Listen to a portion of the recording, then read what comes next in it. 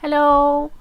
Again, friend of a friend. Hello, all you spooky friends. Welcome to another episode of Storytime with the Scaryish Podcast. Woo! I'm Robin Grace. This is Adam Diaz. Hello. And today we're here to read you folks some homegrown horrors. Adam, why don't you tell us what those are? A homegrown horror is a story that one of you wonderful folks has sent to us and said, hey, you can go ahead and read this. And it's supernatural, spiritual, spooky, creepy, sometimes coincidental, sometimes, I don't know, true crime, sometimes extraterrestrial. Robin, if folks had a story like that and they said, you know what, I want to send them my story, where could they send it to? You can send it directly to our email if you like, storytime@scaryish.com. You can also go to our website, which is, you guessed it, scaryish.com. There's a contact us page. You can fill out that lovely form there and it gets sent to us that way. We also have a lot of people that reach out to us via social media, so Facebook, Instagram, Twitter, things like that, and you can totally message us that way. Indeed. So however you feel most comfortable reaching out to us, we would love to hear from you. We would love to share your story if you would like to send it to us.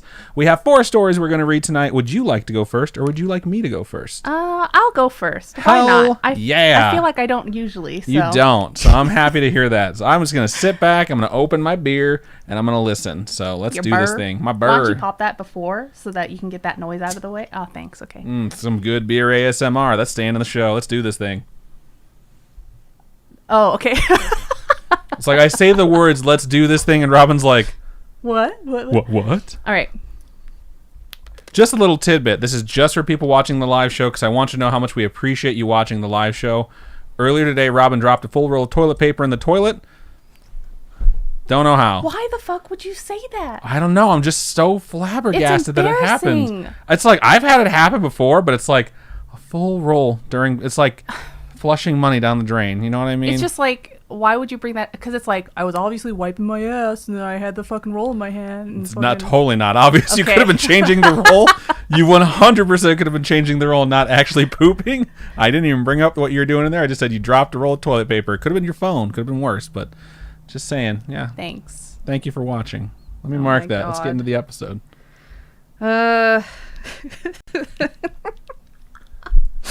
Yeah, I heard shouting from the bathroom, and I'm like, how do you mess up wiping your ass? Like, what went wrong in there? I don't understand it. You can see my leg today. Ooh, I'm way further over than I normally am. Okay, I think that's right. There, I think I'm in my divots now. Holy sweet baby Jesus. Okay. This first email of the episode is from Layla on Facebook, so you folks can totally message us through Facebook. It goes, I just recently started listening to the podcast. Thank you for listening. 3 hours ago to be exact. What? That's crazy. I think that's one of the quickest times we've ever had an email where it's a pretty quick turnaround. Yeah. I'm starting from the beginning, episode 2, reincarnation and time travel. Loving it so far. I don't know if anyone can still share stories. Obviously you can because we're reading it now. And I don't know where to go to do this, but if blah, blah, blah. Okay. You sent it on. No, because it's just like, I don't know where to send this. You obviously sent it to Facebook. You're fine.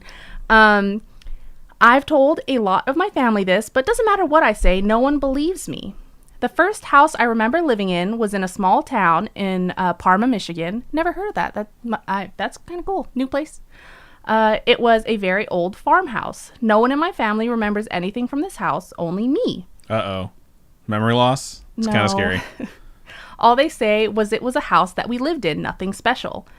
Obviously, you have special memories of it, which is why it makes it memorable. Maybe it's a full email where it's like, and that's it. Nothing special at all. Thank you for listening. Bye. When I was 4, maybe younger, I have things that I remember as if it just happened. The first thing was my brother, William, and I were building blocks in our second living room. Our parents were either working or drinking, so my oldest brother, Nathaniel, watched us. He's 10 years older than me. As me and William were playing, I heard Nathaniel calling my name, so I go out to him. He was in our first living room. He didn't understand why I was out there because he didn't call my name. Right after I found that out, William came running to me because he wondered why I was calling his name, but I didn't. That's creepy. Yep. So all the siblings are like, you called my name, I didn't call your name, he called my name, but the other guy's like, I didn't say anything. I get really strong like paranormal / like detective movie vibes from this. like a lightning bolt is going to flash through the windows, and all of a sudden the lights are going to go out, and they're going to come back up, and one of you is going to be dead, and it's terrifying. Yeah, to me, it's like Clue. Trying to separate you so that it can do bad things. But that didn't it bring them all together by calling their name? Well, so they thought that their older brother was calling them, so they went to the older brother. But then the younger brother was like, "I heard you call me." Oh, well, yeah, you're right. So then it's all like everybody. They're being drawn together, and I think it's so they can witness a murder. I hope not. That would be really fucked up if that happens. Right when me and William were gonna go back and play blocks, I looked past Nathaniel because there was a room back there, which was my room, with lovely French doors, and noticed someone walking out of my vision. So it's like a stranger, shadow person. Stranger danger. Yeah, stranger danger. The next story was that every night I would wake up in the middle of the night to go to the restroom. It seemed like the same time every night. On one specific night, I went to the restroom, came back to my room, and went back into bed. I had a bunk bed, but I slept on top, and on the bottom we took out the bed part, and all my toys were down there. It's kind of cool. I every time I see those bunk beds where there's a desk underneath, I'm like, that is a sick setup. Must be fucking nice. I heard one of my toys going off, but it was too late for me to get back down, so I was just going to find it in the morning. I wake up, and that was the first thing I went to do. I went through all my toys, and that's when I noticed my parents were too broke to afford electronic toys. Not one of my toys could make noise.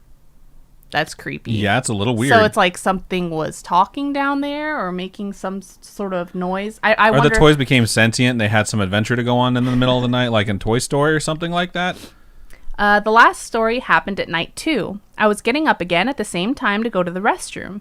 I climbed back into bed, and for some reason that night I just could not sleep well. When I looked down into my room, probably like laying in bed and looking around, still pitch black out. My room was dark, but whatever the thing was, it was darker.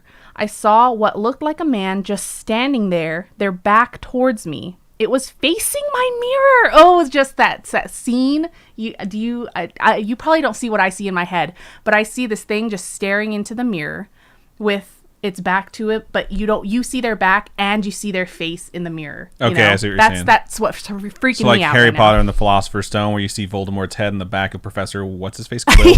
Yeah. Okay, got exactly. you. Which is also terrifying for me when I was a kid. At first, I thought it was my mom, but she was a 911 dispatcher and worked third shift. And then I thought it was my brothers or my dad, but this thing was way too tall to be them. I just said it was my dad, so I didn't freak myself out. To this day, I still don't know what that thing was. Oh, the lies we tell ourselves to not get scared. Thank you so much for sending that in.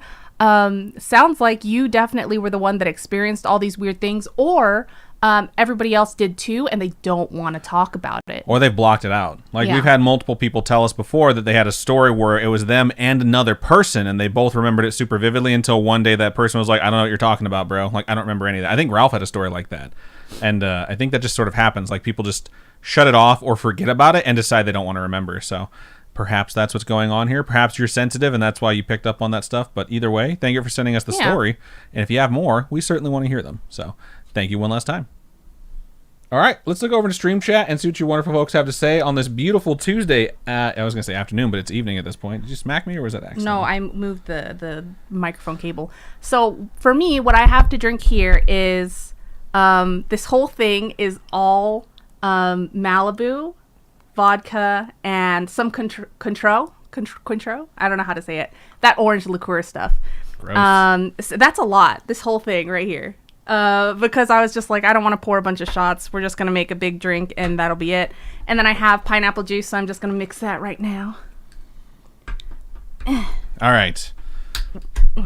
Scrolling up to the tippy top, the first person in the chat, in either chat, was Laura Ann. And they were here 6 minutes early, and they said, hi-oh. Second was I Am Beef Trainer right when we started, and they said, hey there, ho there. I just want to let you know that our moderator bot held the message, and I had to approve it because it had the word ho. So I will go and loosen some of those reins. It's nice to see that the moderator bot actually works, though. Lots of folks joining us today. We got Glitch, Laura Ann, I mentioned that. Norm or Norma. It's Norma, I'm pretty sure. Over there in YouTube. Silly Snuggle Kid. Lil Boy over in YouTube. Princess Buttface Kate is here. Scrolling. Oh Lots of people God. saying hi. Does it just taste like no? Fuck that. It's just booze. Amki? AMKI. How would you say that? Amki. Cool. They are also here. Thank you for joining us. Wolf89 is here as well. You guys are all commenting on the battles that were being waged. Today was one of the days that I didn't actually sit here and watch you guys fight it out. I just sort of got everything ready and hoped that everything would work. And so far, so good. Knock on wood. Let's not fuck everything up. I'm Beef Turner says, we're going to have some wine tonight with the stream. Nice. Laura Ann says, hope I make it through the whole stream. Pretty tired. If you do fall asleep, you fall asleep. There's nothing you can do about It'll that. be on YouTube afterwards. It will be on YouTube later. Vivian says, hey. Lil Boy says, how is everyone? I'm doing okay. I'm ready for Thanksgiving. So we're having a very, very small Thanksgiving just to be safe. And I think it's the biggest turkey I've ever cooked at 19.7 pounds. And deep frying that thing. So pretty excited to get food and not have to give when people leave, you're like, you want to take something with you? Want to take some leftovers home? No, not this year. And it's usually like multiple people taking leftovers home. So now it's just like we have so much food. I deep fry the turkey. So everyone's always like, oh yeah, give me some of that turkey. I'm like, all right. And then we wind up having like enough for maybe a sandwich or two the next day. This year we're going to have enough for like a meal or two for days. So very excited. Nice to see that Glitch enjoyed my finger guns. I don't know what was going on with them, but they are out in full force to start the show.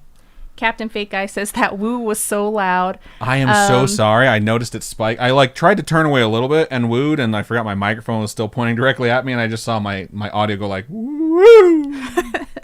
Chicka Boom Boom says, it's been a while since I've watched live, been going through a lot of things, and just need to be around positivity right now. Hopefully we can be that positivity that you're looking for, because we love all our spooky friends and how amazing you folks are to each other. Chunkster asks an important question.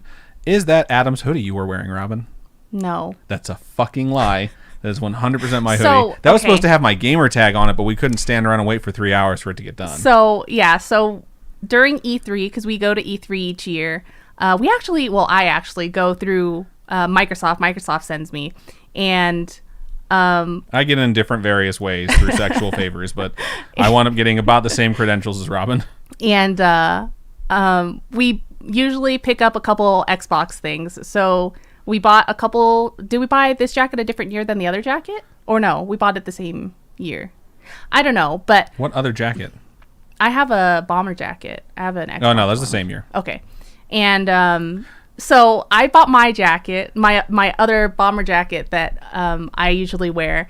And Adam was like, I'm going to buy this one for myself. I was like, oh, all right. But I don't think he's worn it. It's a little tight on me. I was like, I'll wear it when I lose some weight. So she's like, until then, I'm going to wear it. So I wear it almost constantly because it's just nice and big and comfy. And it was 50-something degrees today. So I was like, I'm just going to wear this big comfy jacket to work. Indeed. I'd also like to point out we have 4 drinks. Someone asked in the chat for someone to redeem a drink because they didn't have enough points, but they wanted to take a sip. And I saw that, and I redeemed, and Valley Grills redeemed, and Chunkster redeemed, and Lunabin all redeemed. Okay, so 4 drinks. Hold on, I got shit in my eye. I burped. Robin's going to smash that shit and not be able to read her second story. She has the longest one tonight, too. So. Fuck. All right. 1 down. We keep reading. Vivian says, I'm so scared. Vivian says, Robin, it's fine. It happens to the best of us in regards to dropping toilet paper in the toilet. Jay Valor says, hi-yo. What up, Jay Valor? Thank you for joining us. I'm going to taste good, though. Lies. It's like orangey pineapple. I think I blew people's minds when I said Harry Potter and the Philosopher's Stone instead of the Sorcerer's Stone. It's called the Philosopher's Stone in the UK and Australia and I think various other places as well. I just like the sound of Philosopher's Stone better than Sorcerer's Stone because the Philosopher's Stone is actually a thing that I've heard of before. Whereas the Sorcerer's Stone, I don't know why they changed it for America, but it's like, what the fuck is the Sorcerer's Stone? Like the Philosopher's Stone has like lore behind it. So have you read the Nicholas Flamel series? No. I actually have. It's in the guest room. You should totally read it because I think you would really enjoy it. I probably would. Yeah, it's young adult, but it'd be like if Monty Python and the Holy Grail came out in the US and it was like Monty Python and the Magic Cup. It's like, why? Why'd you change that? Like, that's a thing. We can read more about that thing. Vivian says, started watching a fun little movie with my mom today and I had to leave it for this stream, so I'm a little salty. Well, you don't have to leave it. You could always just finish it and then come later. And it says, hi, y'all. Hope I didn't miss much. Not really. I'm a Listener says, so glad to be watching The Queen of Horrors Unseen and The Duke of Spook. Ooh, I like those names. The Duke of Spook. I like those names a lot. That's so cute. Kayla Ray says, I'm late and on the YouTube gang tonight. Hello. Little Boy says, Vivian, I look up to you. Oh, Vivian said this. I think this is why Little Boy said that. Vivian, I looked up to you. Vivian said, I'm eating mini chocolate chips by the handful, which is fucking hilarious. I'm Beef Trainer says, I watched Turner lost his phone in the toilet before. His phone fell out of his pocket. I've had that happen to me too. In the toilet? Mm-hmm. Gross. It was before I met you. Okay. Gross. Captain Fake, I says, whole roll of TP's like gold again. I know, man. Vivian says, me and my mom agree that turkey is always dry. Not true. So we're eating rotisserie chicken. It's in the original Thanksgiving meal, they ate goose, and I'm pretty sure... in the original Thanksgiving meal, they ate goose, I'm pretty sure. So, ... Turkey is always dry if you don't know how to cook turkey. It's plain and simple. You can make turkey juicy. There's a lot of different ways to do it. When you bake it, things tend to get dry, which is why you have to baste the shit out of it, but you lose a lot of the heat, so it's hard to cook evenly through, which is why I deep fry it. You submerge it in oil, and you just let it sit there at a constant temperature for about 38 minutes. It's like 3.5 minutes per pound. So actually, this turkey is going to take fucking forever. And then when it comes out, everything's juicy. It's not just the dark meat that's filled with fat. It's the lean meat, too. So I'm very excited. It always comes out super good. The other trick is you take a giant needle and you inject it with flavorful stuff and you let it sit for a full 24 hours. So did you read that? That always helps. Did you read that ASB Bunny says in Australia it's also Philosopher's Stone? No, I'm doing my YouTube stuff. Oh, okay, cool. I pulled a few things from Twitch because I didn't see any YouTube stuff. Okay. Let's see. Captain Fake Eye says, OMG, I would be under the table with that much alcohol that Robin has. Luckily, Malibu really isn't that high in alcohol. At least I don't think so. It's probably the vodka that'll get me. My tummy's already so warm. Wow. Luckily, you had some food before the show. I did. I made a sandwich. How many of you folks out there like liverwurst? Adam really does not like it, but I grew up eating it. And my mom used to make... I don't know, liverwurst sandwiches, I guess. She would put liverwurst on stuff. Even in banh mi, I don't know, like the Vietnamese sandwiches, they put like pate in it, which is like liverwurst. I don't know. I just always had it. So it's pretty interesting. Just not a fan. Vivian says, we were learning about the murder of the Taino people. I think it's Taino or Taino. An indigenous tribe tortured and killed by Christopher Columbus, and now I'm having a hard time embracing the Thanksgiving spirit. Oh, it's so cute that you're having your previous perceptions, which were all bullshit in the first place, crushed by reality. In fact, I don't know why we teach things the way we do in the United States of America, because most of the stuff you're taught when you're younger is horseshit. And the older you get, you realize, like, oh, that was not the case. So Chunkster says, Adam, it quote-unquote was yours. I've gotten a few shirts for my boyfriend. It's fucked up. I wear a lot of his shirts to sleep, too, because they're just big and comfy. They are. I'm totally fine with that. El Nguyen says, Ayo, give me some chocolate chips. Sharing is caring. Vivian says, like, you want some cornbread with that genocide? What the fuck? Lots of people talk about Thanksgiving and prepping to cook. Captain Fake Guy says pecan pie. Pecan, however which way you folks say it. Pecan. As long as it's not piquant. For me, Thanksgiving isn't like celebrating that, you know, the first meal or whatever. To me, it's just being with your family and getting to hang out and make good food. Yeah, Thanksgiving to me is 100% giving thanks for what you have. But when you acknowledge the roots of what you're supposed to be celebrating for Thanksgiving, it's like, yeah, that's hard pass on that hard shit. Hard pass. Captain Fake Eye says, just me and my husband this year, no traveling home, and asks if they eat kangaroo in Australia. I've heard there's like canned kangaroo. What? Like you can get canned kangaroo too. I think it's because they're like just a nuisance, and so they eat kangaroos. I don't know. ASB Bunny will probably tell us. Yeah, enlighten us. ASB Bunny says, it's not uncommon, but it's not super common either. Interesting.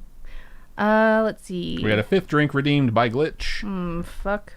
I still have like 4 more to go. You do? I took all mine. That was 4 drinks, huh? Oh, maybe it was 3. I can't tell. I'm halfway. Also, we got some shout-outs. Shout out to Caleb 2836017, which definitely sounds like a phone number, for following us 2 hours ago. Valley Girls, who resubscribed with Prime Gaming for the 16th month. And Chicka Chicka Boom Boom, who followed us, or excuse me, resubscribed for the 14th month with Prime Gaming. We appreciate you folks. You are amazing. Let's see. I'm What's Your Name says, dirty joke of the day. What kind of bees make milk? Boobies. It's a good joke, especially for this show. Let's see. Boo. Ghost Dunk asks, "Hey Adam, did you see that they added Hogger to Heart of the Swarm?" I did not. That's fucking hilarious, though. That sounds like an April Fool's Day joke that they followed through on. Let's see. Captain Fake Eye says, "I didn't laugh at first, but then I chuckled at lol boobies." Because that's what Laura Astro typed in, was lol boobies. Shout out to Librium007, who just followed us over there on Twitch. Thank you so much. I believe we played some Among Us on Saturday with Librium, which was a super fun time. I like doing the live streams and playing Among Us because we get to interact with you folks. It's a good time. Everyone has fun. We gaslight the shit out of each other. I really enjoy getting to play Among Us with all the spooky friends because it's different than when we normally play all our games, because when we play different games, we usually just talk to the chat. But when we play Among Us, we get to actually sit there and we talk to you guys and we all make jokes with each other. Like, actually being able to hear everyone's voices is really, really, really fun. And it's the hardest I've laughed in a long time because I was following Robin. I wasn't the traitor, so I was like, or imposter. I'm like, not sure who it is, but I don't trust Robin ever. So I followed her because she went to a task where if you complete it, I can see on my screen you complete it. So I would know, okay, she's human, I can move on. And she just sort of stood by it, not doing it. And so I was talking shit on the Discord. I was like, so you going to do that thing or what? You're just going to stand next to it? And I talked shit for like 10 seconds, and then she just fucking brutally stabbed me to death. He was being like, a dickhead. No regard for hiding the fact she was the imposter. She just knew she needed to stab me to death. And I could not stop laughing. It was so fucking funny. Because everyone in everybody that we were playing with was just like, sounds like Robin's the imposter. Because I'm just like, I can't. He was just talking so much shit. I had to murder him. I had to. It was very funny. Let's see. Nico Recren says, "I've done that too, Robin. Phone was in my back pocket and I forgot." I'm Beef Trainer says, "It was the first time I had made a turkey and wasn't super sure what I was doing, but I knew to baste it a lot. I have never made a successful oven-made turkey. I've only had a couple, and the white meat always comes out okay at best." Let's see. Captain Fake Eye says, "Unfortunately, my husband has decided to become vegetarian. I have berated him for being a bad Asian." That's funny. What's funny is this year, because my grandma did pass away, a couple of my family members did, I don't know if it's vegan, because they only ate veggies. And it was my cousin's birthday, and we were all having like steak and shrimp and fish and all this stuff. And one of the family members was just like, "This is stupid. I want to eat all this food." Hate it. But they did like a vegan thing for an X amount of days because it's just something to do with ritual or something like that. So yeah, I don't know. Being Asian and being vegan just kind of don't go together because there's so much to eat. So much in the culture that's so not much, exactly. Yeah, gonna fit in at least the food preparations. Yes. With fish sauce, you can't have fish sauce because there's fish in it. And my sister made a salad and she uses fish sauce in it, and I was like, "Oh, you can eat that." And she was telling me, "No, fish sauce, you can't have it because there's fish in it." And she accidentally ate one of the veggies, and she's like, "I feel so bad now."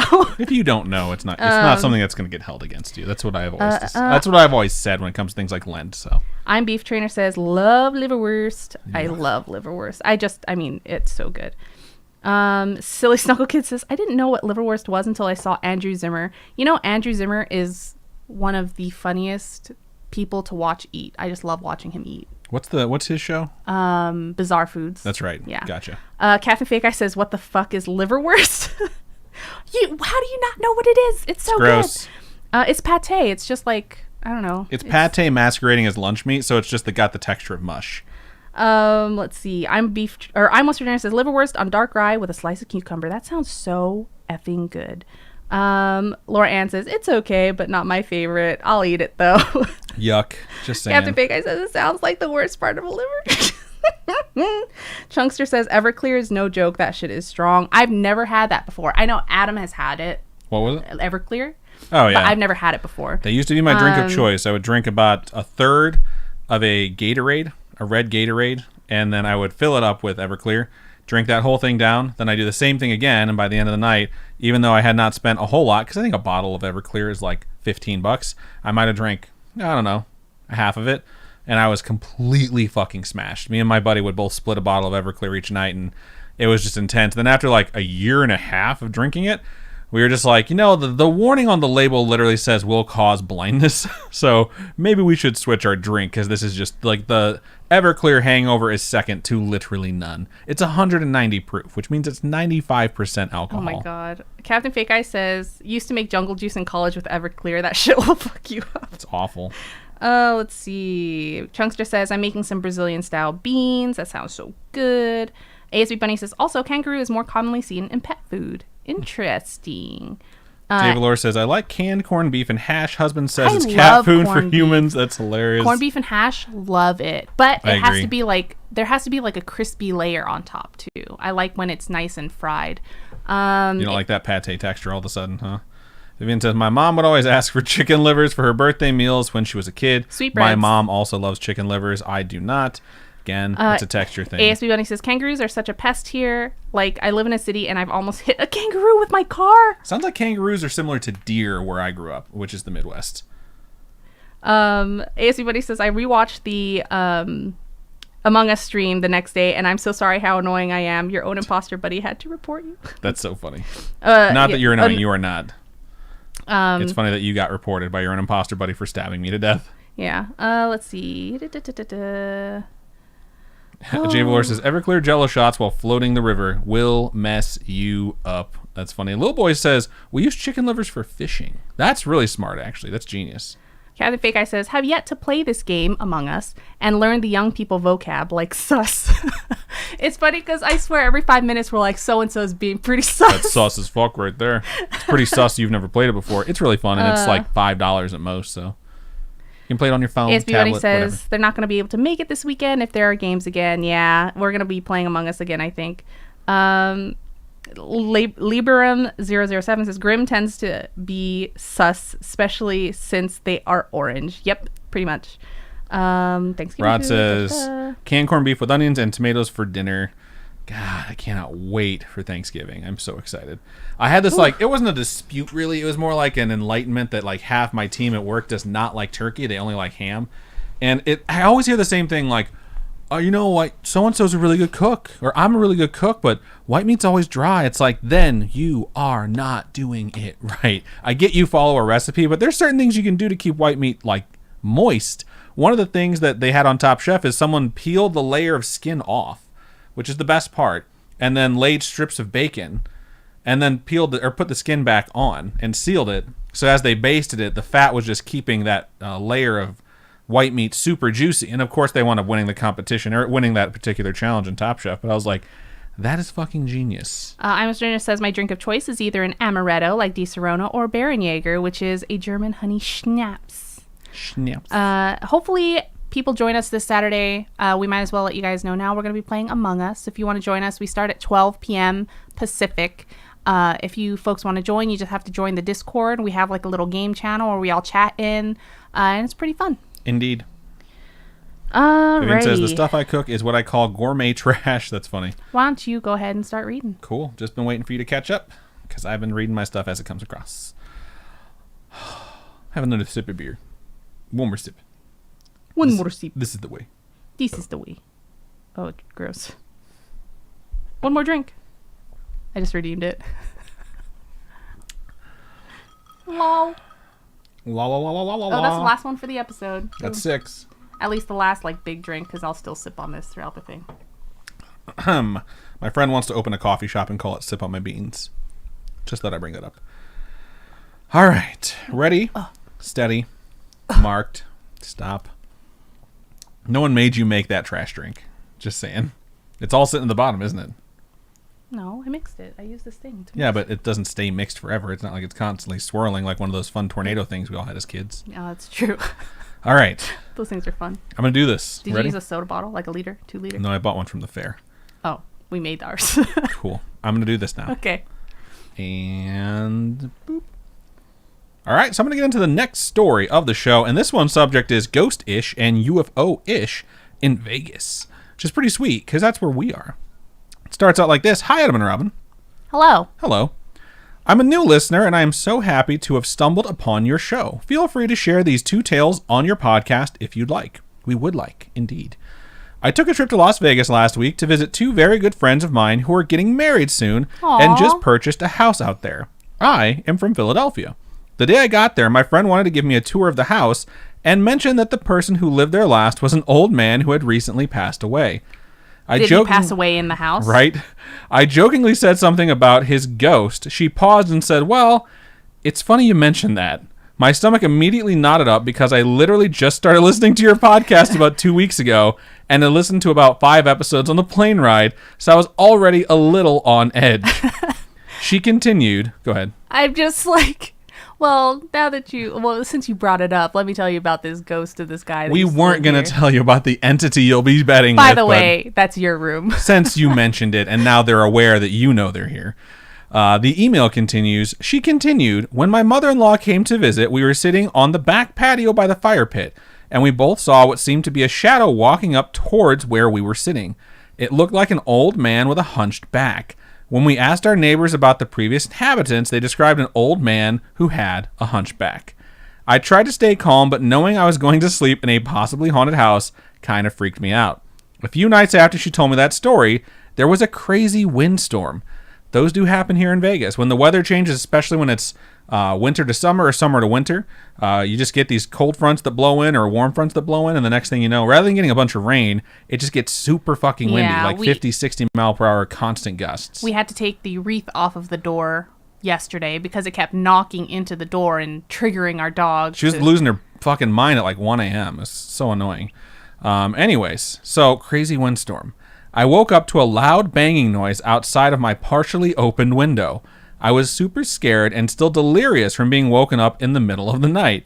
I 100% expected to see a ghost. Eventually, the wind calmed down and I was able to fall back asleep. The next morning, I looked out the window to investigate. I saw that the string lights that my friends had put along the awning of their patio had fallen down in one spot, and that is what must have made the loud noise when the wind knocked them down. I am very happy it was not a ghost and definitely chuckled at how scared I was in the middle of the night. My second tale happened 2 days later as we were driving home from a day trip hiking in Utah. Backstory, I got super obsessed this year with aliens and alien podcasts. Shout out to Ryan Sprague's Somewhere in the Skies. Never heard of it. So, and I've joked with my family that my number one desire in life is to see a UFO.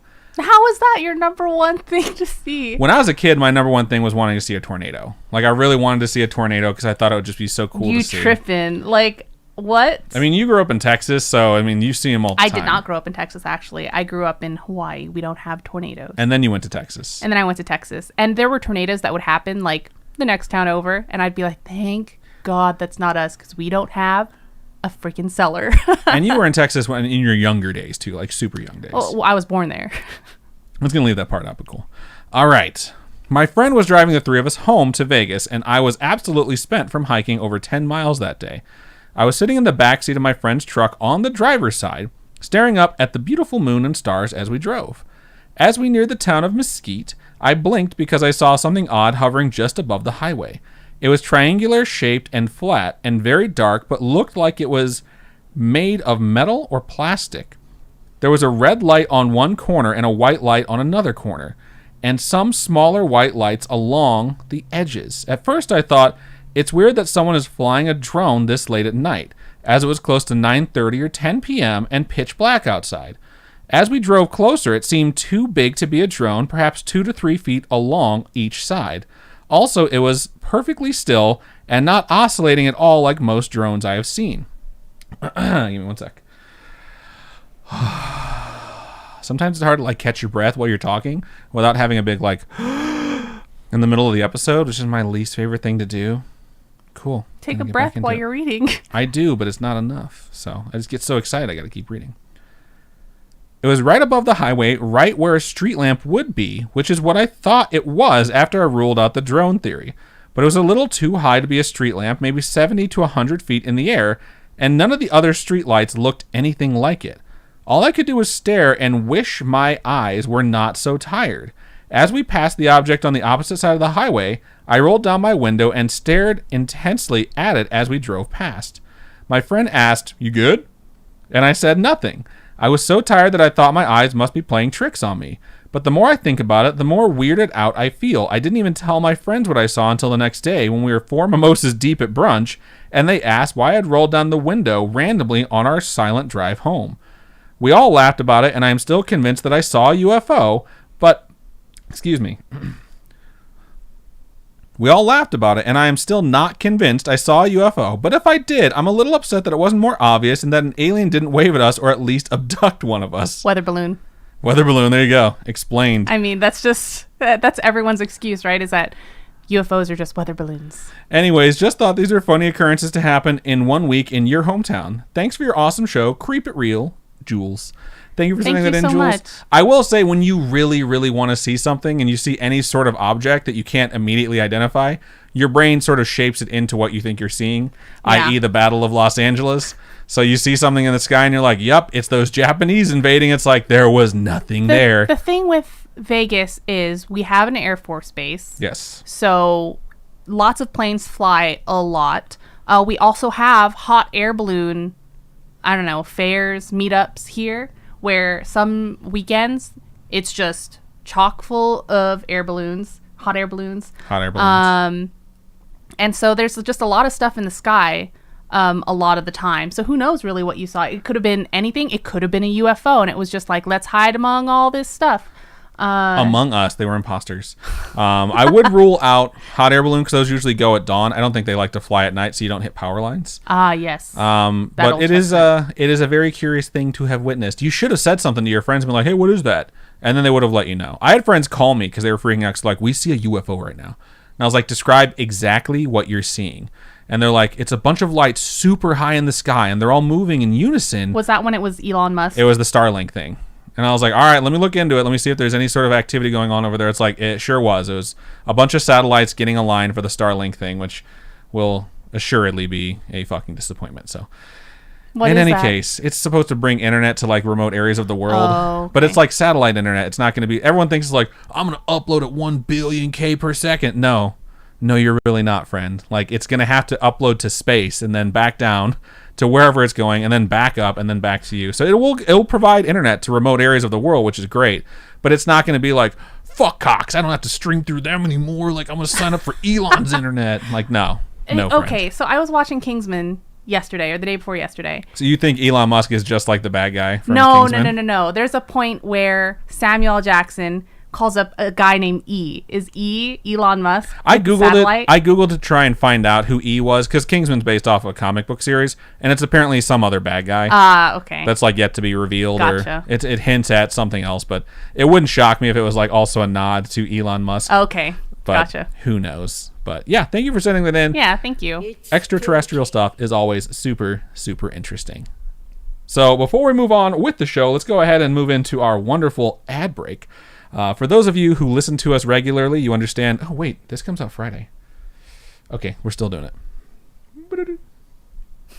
What? It's until the 30th. Why do you make that face? No, it's like you don't understand anything that's going on in your own show. Wait, why are you waiting why do you have to figure out what day it is? Then I realized, like, oh, it's up at the end of the month. Yep. Yeah. So anyone who listens knows at this point we are being sponsored. God damn it. We are currently in a partnership with Manscaped. So head over to manscaped.com, check out their products. If you find anything you like, you can use code Scaryish, all caps at checkout, for 20% off and free shipping. Pretty sweet. Not bad, huh? Yeah, and it is up at the end of the month. So definitely get your order in. I mean, Black Friday, right? Today's Friday. If you don't know what to get for someone for Christmas, just go and check this out, because there might be some good stuff. We've had people say that they use it on their pets. We've had people say that they use it themselves, even if they're not a man, for Manscaped. But the Lawnmower 3.0 is a wonderful trimmer for super sensitive skin. It's 100% advertised as like, trim your delicate areas, your ball sacks, your lady balls, your what have you. And they last forever. This was sent to us to start this, I think, the middle of October. We never charged it. And it still runs. It's still full charged right now. And this thing would decimate my goatee, which is why I'm hanging on to it and not handing it to Robin. You don't want me to shave this off? No, I really don't. Just shave right here? It's probably going to go anyways, but I'm just pointing out that it's a really reliable product. And for people that have to trim, it's a necessary thing. So check stuff out, manscaped.com. Again, code Scaryish at the end. 20% off and free shipping. Indeed. So go do that. All right. Let's move over into the regular ads. Then we'll come back and get to the next story. For those of you watching live, we're going to come back and then read your stuff. But we're going to run the 60-second ad right. Meow. I also want to say thank you so much to Liberum007 for subscribing. Thanks to a gifted sub by SB Bunny. I was going to say that when we're not running a commercial. Okay, well, okay. Oh my God, I'm so fucking tired, man. I was up till 5 a.m. last night working on the Me show. too, twinsies. I was actually up later than you because I was playing Kingdom Hearts. Because you get to sleep in. Well, I've been addicted to Kingdom Hearts Melody of Memories. That shit is bomb.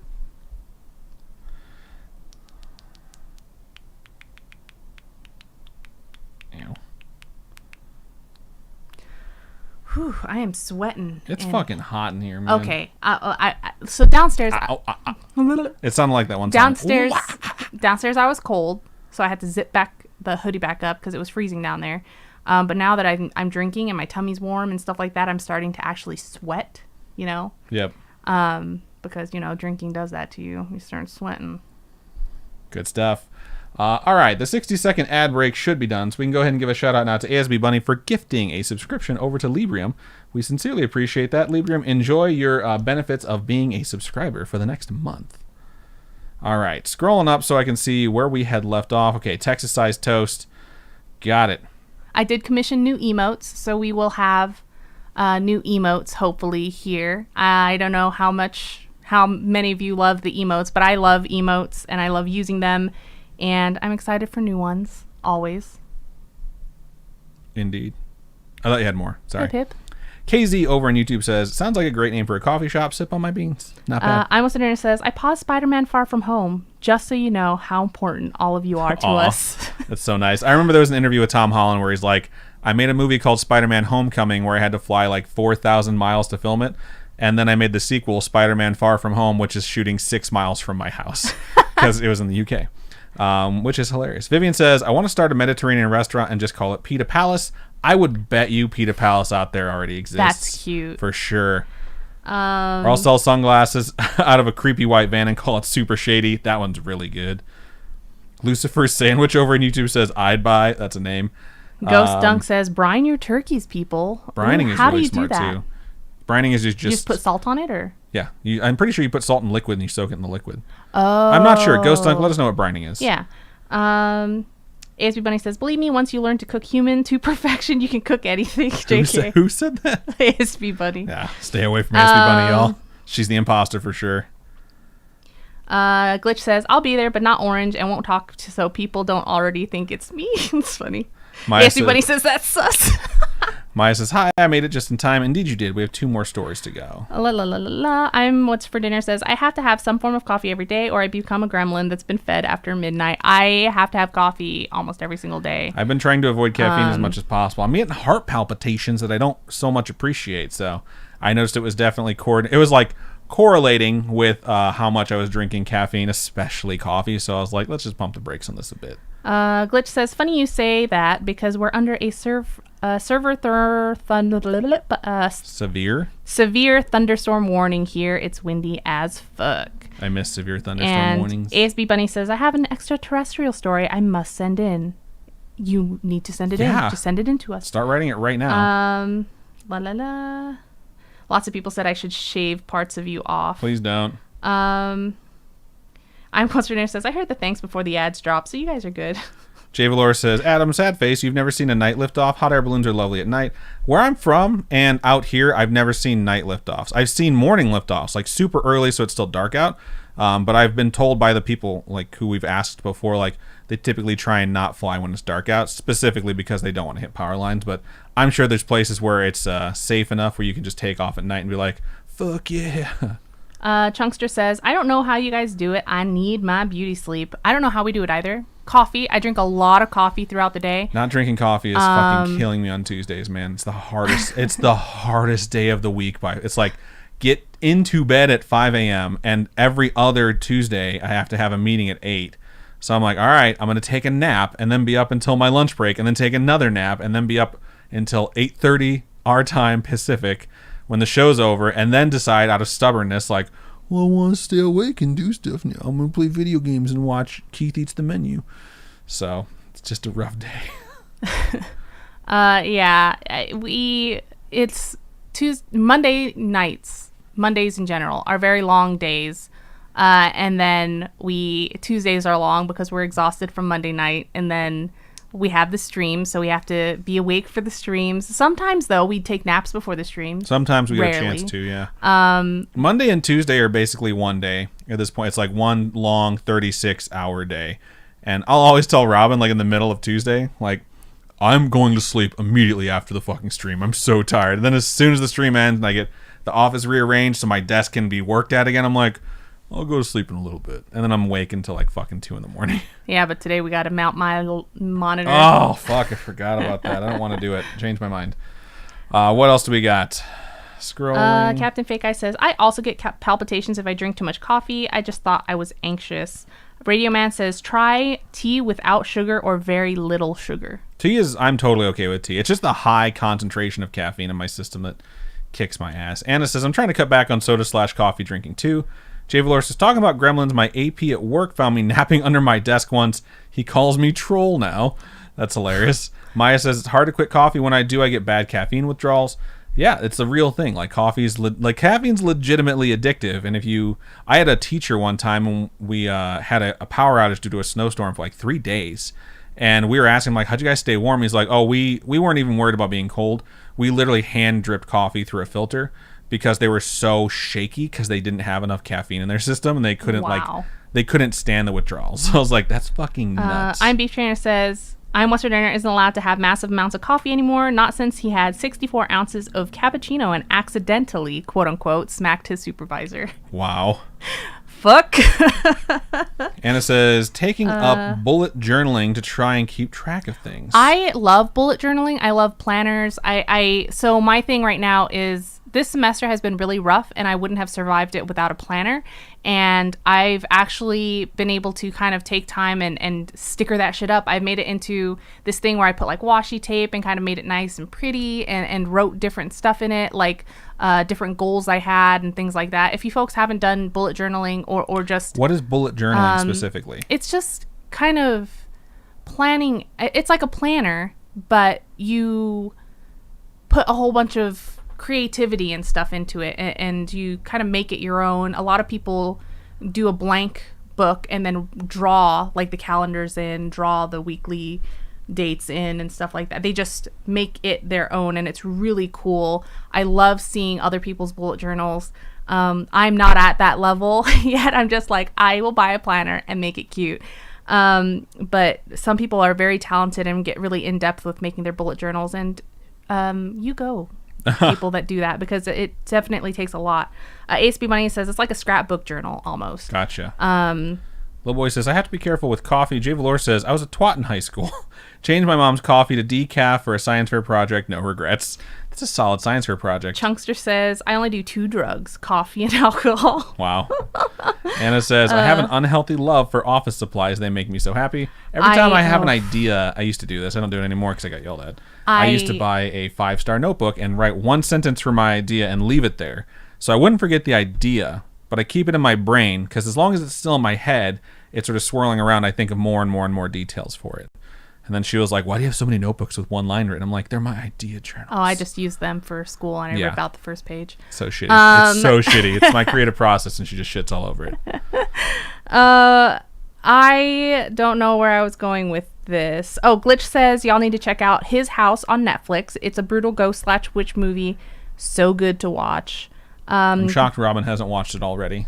I've been watching so many horror movies. And they're so bad now. And they are so bad. I'm down to the C-grade movies.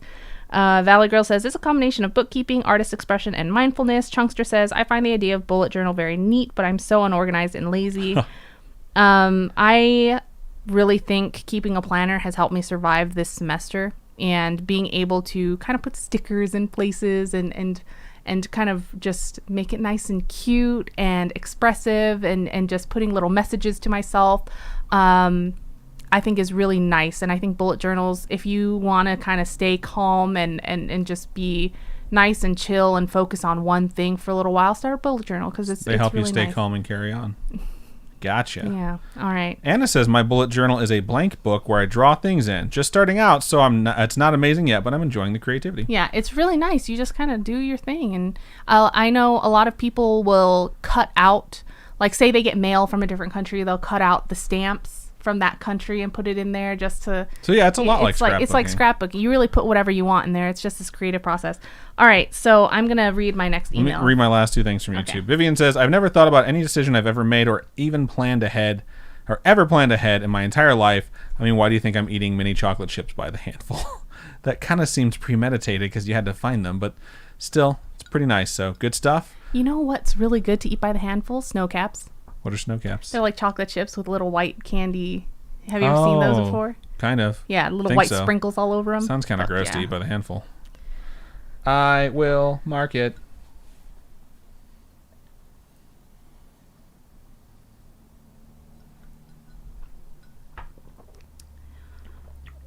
Fucking sweating. Oh, yeah, you're right. It's all at the bottom. Ugh.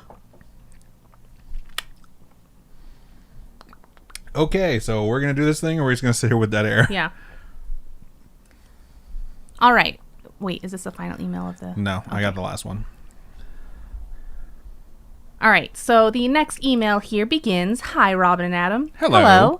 My name's Erica, she or her, and I just started listening to your podcast after a coworker recommended it. Shout out to your coworker, and shout out to you. Thank you so much. I have been bopping back and forth between binging the Storytime episodes. They're oddly comforting during quarantine because they feel like sitting around the campfire, like vampire, just with campfire, trying to spook each other, and binging your regular episodes. I'm only on episode 40, so I'm trying to refrain from putting my 2 cents in, since I'm pretty sure I have... Wow, way to chug the rest of that drink. Oh, you didn't chug it, thank God. No, I didn't. Since I'm sure anything I have to say has been said by now. But seriously, I lived in San Francisco for 10 years and never knew that story about Stowe Lake in Golden Gate Park. What the fuck? Robin, I am obsessed with your Etsy and I'm planning to grab some pieces when my next paycheck hits. Thank you so much. Thank you so much to everybody who ordered. You guys are absolutely amazing. Adam actually reminds me a lot of my older brother, whom I love dearly and is a great guy, but when we were kids, he would threaten me by saying things like, shut up or I will fart in your mouth next time and fall asleep on the couch, or fall asleep next time you fall asleep on the couch. Sounds like a brother thing to say. I say that to Robin every night before bed. Oh, no. He just does. He doesn't threaten me with it. He just does it.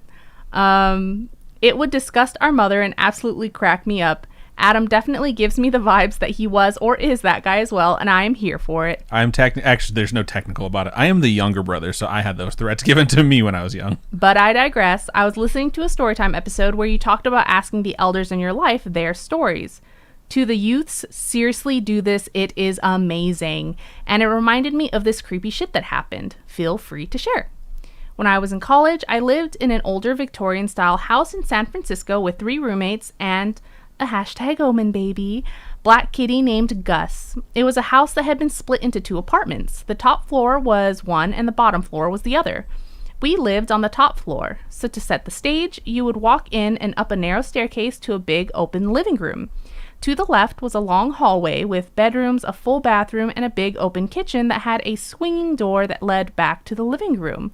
Those kind of freak me out too. Swinging doors? Yeah. You would not have made it in the Old West. Nope.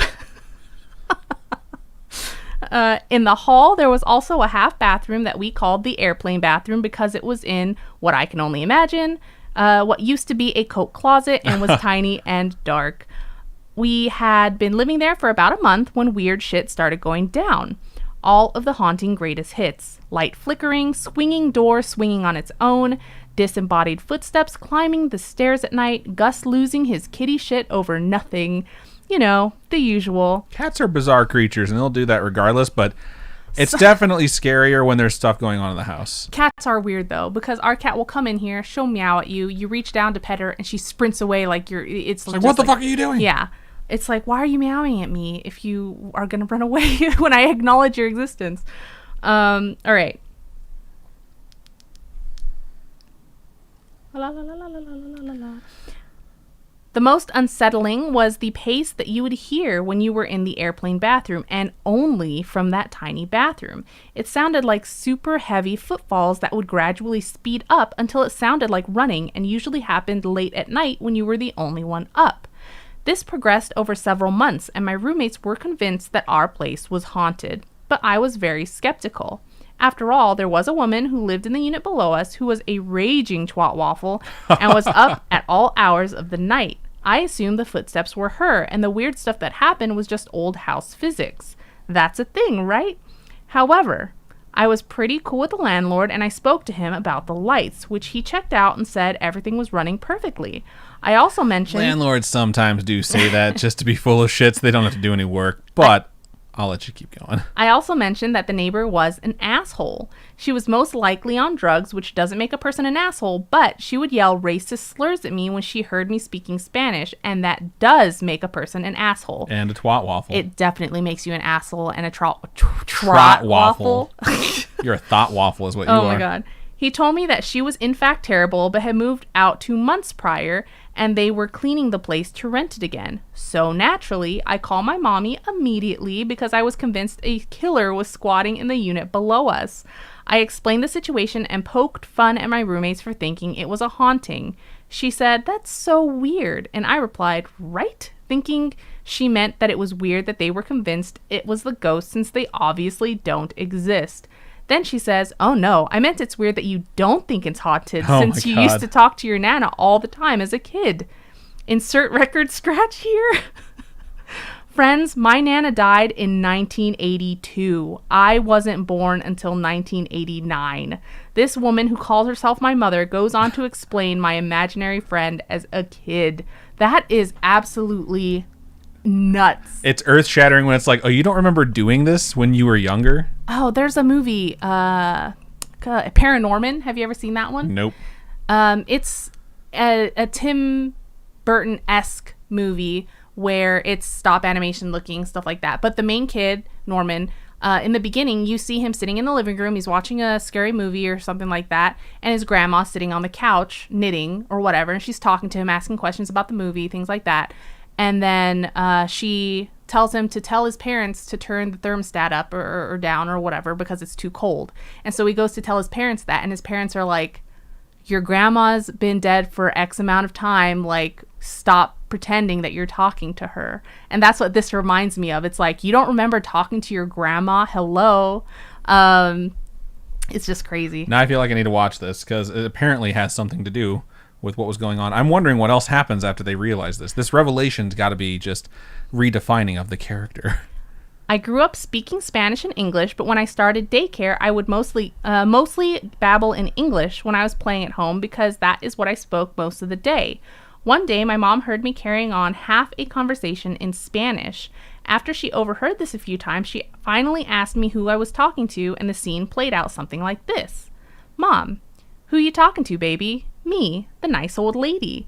My mom's internal monologue probably, "Bitch, what?" "Mom, what lady?" "Me," pointing across the coffee table. "She's right there, mama." Fuck. If my kid did that, I don't even know what I would do. I'd be like, "Oh my God." Like, okay, cool. And I just pick my kid up and set them outside and be like, play outside for a while. And then I'd be like saging the house and calling priests. That's terrifying. 4-year-old baby me then goes on to describe exactly what my mom's dead mother looked like and that she had told me to call her Nana. It should be noted that there is only one photo of my grandmother because my mom lost most of her family photos in an apartment fire. So she kept it safe and I had never seen it at that point. My mom kept this to herself because my dad was super religious and didn't want to freak him out or make my Nana leave. She was convinced it was actually her mother because she always made me so happy and calm, and I would know things that I shouldn't. Like when I told my mom how my Nana would make her watch my Tia until the day she came home, and my mom had cut off one of her pigtails while playing hairstylist because my Tia was quote-unquote her doll. Wow. You know what's funny? I think siblings just do things to each other like that just because there's some type of sibling rivalry or something like that. Because my sister, my younger sister, when I was younger, at one point she took a comb. She took a comb and twisted all my hair up into it, and I could not get that comb out. I'm sitting there crying, and my mom was like trying to detangle it, and I was just afraid she was going to cut all my hair off as a kid. Oh my God. I just think sometimes siblings do these crazy things because either they don't realize that they're doing it or like a bad thing, you know. They don't realize how bad it's going to be. It's just like, yeah, I'm going to do this thing and not think about the repercussions of my actions. As I grew older, I stopped talking to her, so my mom just assumed I, quote, grew out of seeing ghost things, end quote. Cut to me on the phone in my early 20s getting monster chicken skin and thinking, what the actual fuck? She said if whatever is in my apartment keeps bothering me, to tell her and ask my Nana for help because she's probably still around. That's so nice. It was like acknowledging that I had had experiences before and stepped the activity up in our place because all of a sudden shit got wild. The cabinets would slam when we were all in the living room. Gus would go from adorable meows and purrs to hissing at corners before hauling ass out of the room to hide under a bed. Also, from time to time, we would hear each other in the apartment even though we were home alone. For instance, I was getting ready for work one day when everyone had class, and I heard one of my roommates calling from the living room. She had just left, so I assumed she forgot a key or needed bus fare or something. I said, what? But she just kept calling my name. She has a super distinct voice, and when she calls out, you know it's her, even in a room full of people, which made it even more chilling when I walked out into the living room and I was the only one home. Then I would leave. I'd be like, no, I need to leave. This is terrifying. I can't be here alone. Find a new place. Sorry, guys. We continued to ignore it and went about our questionable millennial early 20s existence. Namely, sneaking booze into the movie theater and getting drunk at midnight showings. Vodka pairs perfectly with white cherry icy, in case you were wondering. Wow. We did this at the Paranormal Activity midnight showing because we were obviously morons who live in a goddamn haunted house and love to tempt fate. I didn't do much drinking because I had an 8 a.m. lecture the next day, but my roommates got to sleep in, so they got pretty toasty. Remember that scene in the movie, the first movie, where all the cabinets flew open and it was creepy as hell? Second movie. Was it the yeah, it's I've seen them so many times. No, is it the second movie? It's the second movie. Trust me. Yes, you're right. Because there's not a lot of scenes that actually get shot. It's in the other house. Yeah, there's not a lot of scenes that get shot in the kitchen in the first movie. It's typically like the bedroom. Well, these drunk motherfuckers waited for me to go to bed and opened all the cabinets in the kitchen. Oh, that's fucked up. That's so funny. No, that's a good joke. So they opened up all the cabinets in the kitchen, so I would shit myself when I woke up first and found them in the morning. It worked, and the next morning when I woke up and went out to start the coffee maker, I screamed.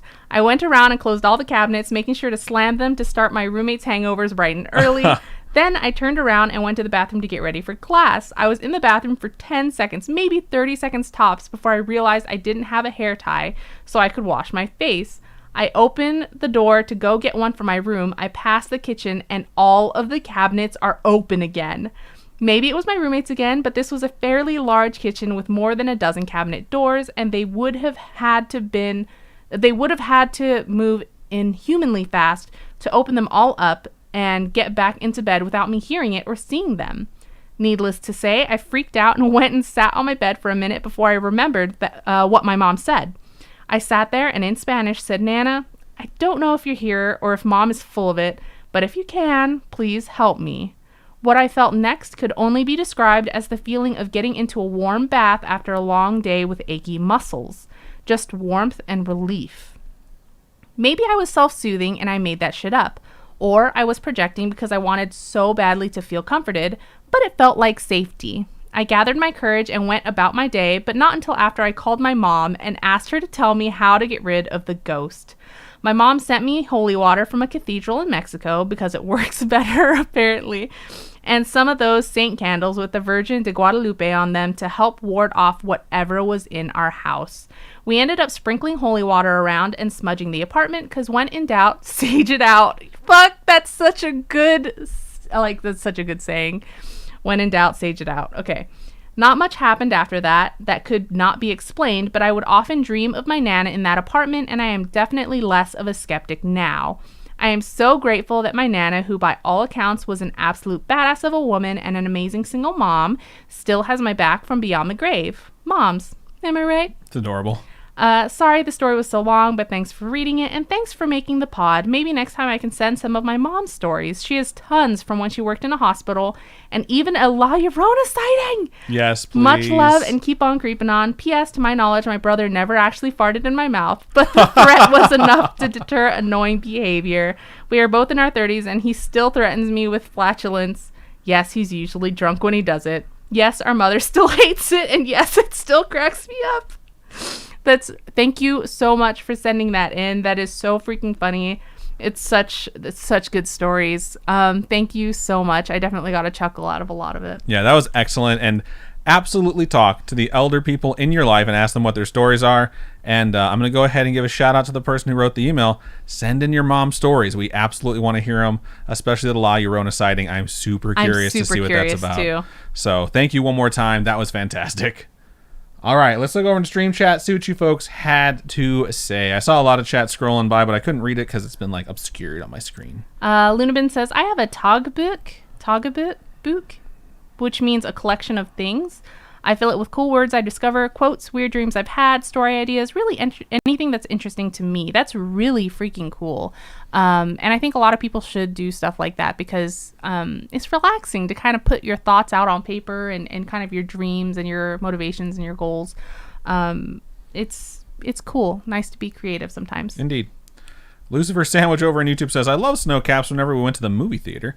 But there were never enough in the box for me because I'm a pig. That's hilarious. I'm also Nurse says, by the way, I let one of my department leads know I was interested in becoming a lead, and he started teaching me some stuff a lead does, and told me it was a good time to learn because he's stepping down from the position at the end of the year. Dude, if you can get that promotion, that'd be sweet. Vivian says, again, I need y'all to do an episode about imaginary/invisible childhood friends, good or evil. I think a lot of times what we do is we just have folks write in what their imaginary/invisible friends are, rather than just looking them up, because I think it's more fun to hear what your folks' stories are. Yeah. So maybe one day we'll just get into like the psychology behind it and then just talk about like some of the more famous ones. I'm What's a Nurse says, Lunabin, I need your patience. Those rhinestone projects you must take forever. If you folks haven't followed Queen Lunabin on Instagram yet, you need to, because they are absolutely so talented, incredibly talented. And sometimes those costume projects, I'm like, how do you sit down and get that done? It is so impressive. Also, their makeup is on point, straight up. Holy crap. The Cursed Wolf 89 says, gotta go. Love you guys. Thank you so much, Meadows, for hanging out. And hopefully you and the fam are doing good. Indeed. Let's see. Radio Man says, gotta head for bed. 3 a.m. comes way too early. Y'all have fun. Thank you so much for joining us. Laura Ann says, raging twat waffle. Damn it. You can't say it. Raging tongue twister. Twat waffle. Love it. Let's see. I Almost There says, asshole casserole. Captain Fake Eye says, my cat just came in to sit on my chest. I'm slowly being suffocated.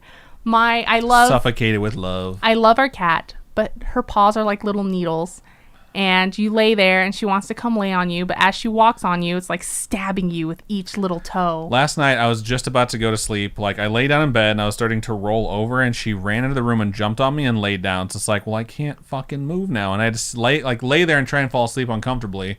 And then she finally moved off of me and went to Rob, and I was like, good night. And I rolled over immediately and just passed out. I just thinking about it makes me tired right now. I teleported basically to 8 a.m. Captain Fake Eye says their cat is a solid 14 to 15 pounds and has a mane because it's a Siberian forest cat. That's so Sounds cute. Adorable. I'm Jonas says, Butterball, one of the kittens we're fostering, is getting a name. He is going to be a big boy. Or is getting a mane, not a name. Dyslexia. He's going to be a big kitty cat. La la la la la la. I love cats so much. I want to pet every cat in the world. Oh my gosh, remember when people used to make songs out of every little thing? And they auto-tuned literally everyone. I am caught up on my YouTube chat, BT Dubs, so it's all you. Quan Clope says, a lot's happened, a lot's gone on in the past few months. Good things. Moved to a city and got a promotion. Nice. Congratulations. Truly started adulting. That is so awesome. It's good to hear. It's good to hear when good things happen during a year where bad things just keep happening. So we're happy to hear that good things are happening for you. Jesus Christ. Anna says, Ash loves being held and is becoming my lap cat, my sharp needle lap cat. That's hilarious. Vivian says, one of my cats is a chonker. Jay Valor says, we have a cat we didn't plan on. Does anyone ever plan to? No, her name is really Shitty Cat, and our vet techs love calling her over the intercom for pickup. That's so funny. Can someone come pick up Shitty Cat? Shitty Cat is ready for pickup? I'm B Trainer says, I'm going to have to check out the Omen Baby pics. I love the Discord servers. There's an Omen Babies channel, and people just post pictures of all their animals. And We had someone who posted a bunch of their, I guess, insects, arachnids, things like that. Some people post those. Some people have just a bunch of reptiles, so they post their snakes, little Lots boops, of snakes. boop snoots, and lots of different animals, cats, dogs. Do we have an owl at some point? We've had a lot of stuff. There have been a lot of different animals. Some people had goats. No kangaroo. No kangaroo. I don't think people have those as pets. Everyone should have a kangaroo as a pet. I'm What's Her Name says, does blessing water to make holy water have a range of effect? Like if a priest walked onto a beach and blessed the ocean, would no, not even close. There's a specific ceremony you have to perform, and it's like, at least from what I've seen, and this is Greek Orthodox in particular, but you have to like perform it inside the church. The priest has to do all this different stuff, and then you get your holy water. Glitch says, I know how to make holy water. You boil the hell out of it. It's a good joke. Let's see. Captain Thick Guy says, cleric questions in TNT. Right. This is a Constantine question. That's why they need that cross. They can go to the water tank so they could bless the water so that they can put on the thing. I thought Robin was going to start reading. Lucifer Sandwich says, I'm actually allergic to cats, but I hang with them anyways because, well, that ain't never stopped me. But my uncle's cat is named Smee, and he loves sitting on your shoulder. It's so cute. Smee. That's adorable. Do you like Peter Pan? Yeah. Let's see. Lunabin says, thank y'all. Yes, the rhinestoning takes a while, but it's fun to do with Bob's Burgers or the podcast in the background and just zone out. That's so nice. ASB Bunny says, holy shit balls, I had a daddy long legs drop slowly from the ceiling right between me and the laptop screen. I ain't scared of spiders, but it made me jump. Daddy long legs, I know they're absolutely benign, but they are still scary. It's the long legs, dude. I'm stealing this one. Ghost Dunk says, my tiny black kitten loves to scale my back to get to my shoulder in the morning while I'm feeding them. Hurts every time, but I will never discourage it. That's so adorable. Whew. I'm Beef Trainer says, my cheeks are so flushed, I got the Asian flush going on. Ghost Dunk. I'm sorry, not Ghost Dunk. Jay Valor says, the real question is, do you like Hook? I haven't seen Hook in a long time. I love Hook. But what I will say about Hook, what I remember, is that I absolutely fucking love Hook. So I need to rewatch it and see if it still holds up. But everything I remember about Hook is fucking magical. So it is so good. Robin Williams is such a good actor. Was such a good actor. Let's go with is. He will always be such a good actor. Here's okay, I have to admit this, and I'll eventually put this in the show too. I have been talking so much shit about Mrs. Doubtfire for so long. I'm pretty sure I brought this up when we watched it too. And then we rewatched Mrs. Doubtfire at Robin's insistence. And as I watched it, I was like, holy fuck, this movie is so good. Like, I remember certain parts of it being like, oh, well, of course that part was good. It's Robin Williams. And then we watched the whole thing. I was like, no wonder everyone in my generation loves this movie. Like, we're the generation with the broken homes and all the divorces. And this movie was 100% about getting through shit like that. And I completely forgot that. And I'm just like, man, I have been shitting all over this movie for so fucking long. And it's just mainly because all I remember is the trailer. And it's like, of course, Dude Looks Like a Lady by Aerosmith playing in the background while he dances with a fucking vacuum cleaner. I'm like, that movie sucked. And then I rewatched, I was like, oh, God, he's so good in everything he's ever been in. Hook is a very good movie, though. It's just a lot of good actors in it. And me and my friends used to yell on, like, as in high school, like 10, 15 years after Hook came out. Like, Rufio. Rufy, oh, Rufy, oh, Rufy, oh. I mean, I could literally text my friends right now, and they'd probably text me back exactly that. Wow. So. All right. Do you want to read your last email? Sure. Let me read the rest of my YouTube. Vivian says, they tried to put me on the cover of Vogue, but my legs were too long.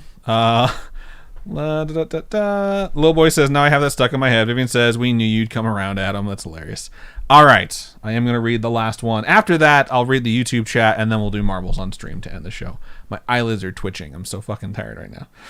All right. Click, clack. Ready for that. All right. All right, so I'm going to move into my last and the last story of the show. Subject is sleepwalking/talking.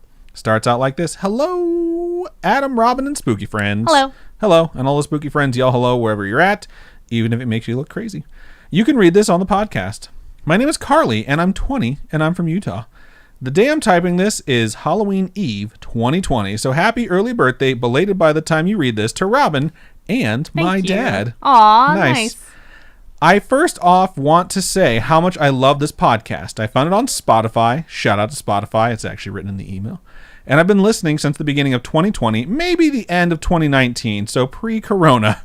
I'm all caught up on Storytime to episode number 142 and currently on episode 97 of normal episodes. I'm the person who shared the supposed Ted Bundy cave on the Facebook group. Okay, I kind of remember that. And when I saw that Robin reacted to the post, I lost my shit and had to announce to my friend Shandon about how excited I was, and now he too listens to Scaryish because of that freak out. Nice. We are on all of our social medias all the time. I think I post to the Facebook group more than anyone else, but maybe like Christina. Christina posts a shit ton of stuff, and it's always super good. Yeah. Sometimes I go to post something, I'm like, wait, check the group. She might have already posted. I'm like, God damn it, because we post from the same sources. So, yeah, we're definitely all over our social medias. Now that we got that out of the way, I have 2 stories about my brother sleepwalking/talking when we were younger and him scaring the living crap out of me. First story. So I'm about 9 or 10, and my brother is about 5 or 6 when this happened. My grandpa, aunt, and uncle came down one winter from Oklahoma to come skiing and stayed over at my mother's house at the time. My aunt was my brother's and my favorite person at the time, and we forced her to sleep in my brother's room where we had a bunk bed. My brother was sleeping on the floor, and I was laying in the bottom bunk with my aunt talking to her. All of a sudden, my brother just randomly stands up, facing towards us with his eyes closed, just standing there. He didn't move for a solid minute, and it really started to freak me out, especially when my aunt tried asking him what was wrong and he did not answer. He then starts to lift his right hand and aggressively swing his hand like he's trying to hit something. What? He then starts yelling at me because I wouldn't let him win the Wii tennis match. My aunt was dying with laughter, and I was still slightly scared, but now getting mad because he was mad at me. My aunt eventually got my brother to fall back asleep, and when he woke up the next day, he didn't remember anything about what happened. As someone who used to sleepwalk and sleep talk, it fucking sucks being told the next day what you did. And the only time I've ever experienced that outside of sleepwalking or sleep talking is getting blackout drunk. And getting blackout drunk is infinitely worse because you have no control over what you do, but you're still kind of sentient.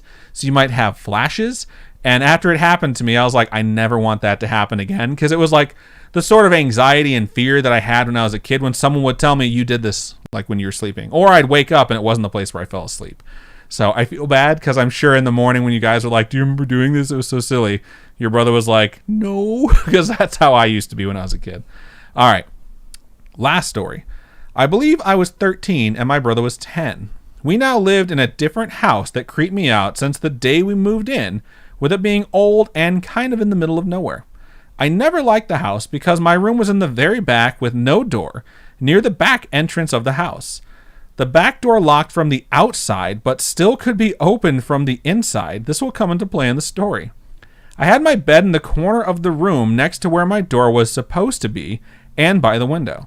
I ended up staying up late one night playing on my iPod and probably found a creepy video on YouTube and stupidly watched it. It's funny because you were 13, you were playing on your iPod and watching YouTube. I'm like, when I was 13, I had a 19-inch TV that was heavier than any TV that currently exists. I feel like I had that when I was fucking 20-something. It's like, I kept that TV until I got a job and I was able to buy a 27-inch. I'm like fucking bawling. The monitor I'm watching the stream we're streaming right now with is 34 inches. And I'm like, how did I fucking survive on 19 inches? Phones are bigger than when that now. I was 20, I had one of those big cube TVs sitting on a box. I didn't even have furniture. I literally slept on a mattress on the floor and my TV was on this box. It was like, so man, when you were first out on your own and adulting and shit like that, you're like, oh, this is so ghetto, but okay. But I'm on my own. What's up? All right, let's get back into your story. Sorry, that just took me down a, oh my God, I'm so old tangent.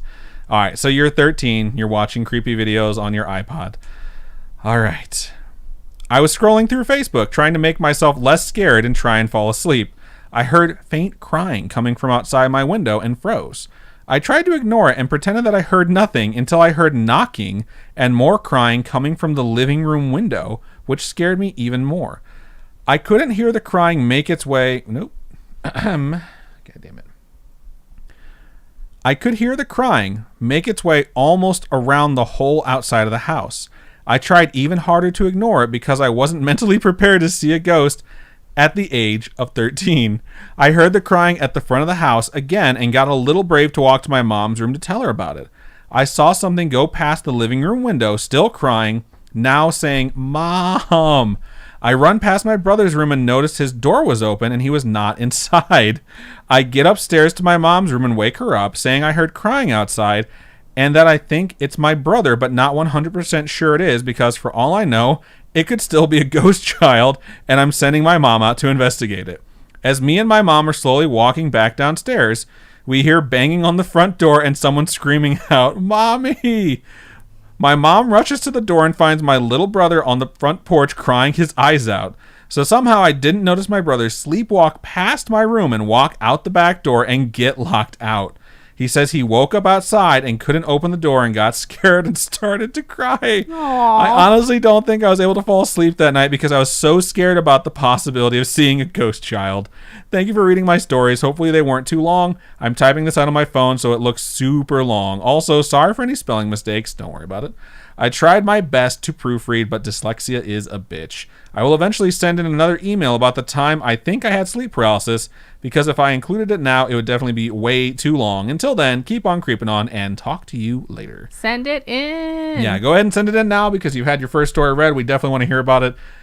I never exited the house as a sleepwalker. I think I had one instance where I was trying to go out the front door, but it was locked, and I couldn't make it out. So I was always terrified because my backyard was like half an acre and then cornfield for miles. Imagine waking up. I always thought I was going to wake up in the cornfield. Have you watched Donnie Darko? You must have watched. I've watched Donnie Darko, where he wakes up so far away from his house the first time. It's that movie's pretty fucking crazy, and that's definitely so crazy. One of the things when I watch, I was like, "Yep, this sucks." Like I'm not going to forget this anytime soon. Yeah, that movie is just so like a big old mind fuck. And then there's number 2. Never seen the second one. His sister. It is bad. It is not good. It tries to be so much like the first one, and it just can't reach that level of good. The first one in general is just weird. I don't know if I would even classify it as good. It was just so odd when I first saw it. I was like, well, that's unique. And at the time, I was like, unique is more important to me than good. You know what I mean? Okay. Because there's certain things about it where like, I don't fucking get it. You know? I don't understand that. Like, what the hell is happening here? So it's definitely odd, especially when you see, like, you should watch Donnie Darko and Bubble Boy back to back and try and pretend they're like the same movie. Or maybe start with Bubble Boy. I think that would be really fun, too. What? I'd also like to point out Jake Gyllenhaal is an excellent fucking actor. And I always forget that he's both of those characters. Yeah. So, right on. Thank you so much for sending that in. Please send in the rest of your stories. That was amazing to read. All right, I'm going to read my YouTube chat and then get Marbles on Stream started so that we can go ahead and win you folks some merch in dice. Scrolling up. So Vivian left. They were sugar crashing from the chocolate chips.